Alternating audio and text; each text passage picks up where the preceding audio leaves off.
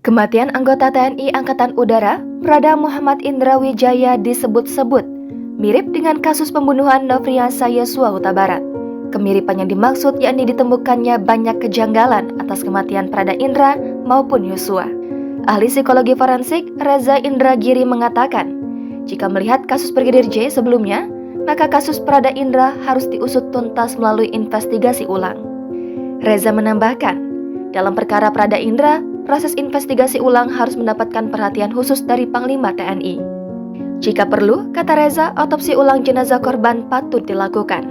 Namun, otopsi ulang harus dikomunikasikan terlebih dahulu dengan Badan Forensik guna mengetahui mekanisme terbaik.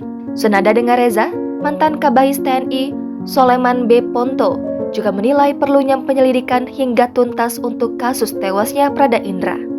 Menurut Soleman, kasus Prada Indra memang menarik perhatian karena jenazah tidak boleh dibuka dan harus langsung dimakamkan.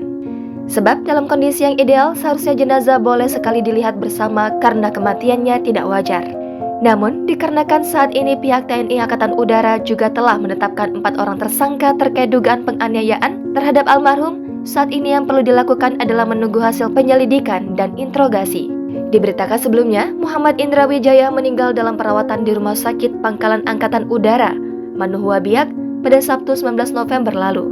Komando Operasi Udara 3 menginformasikan bahwa Prada Indra meninggal dunia karena dehidrasi berat akibat bermain futsal dalam durasi lama, yakni dari pukul 20.00 hingga 23.00 waktu Indonesia Timur.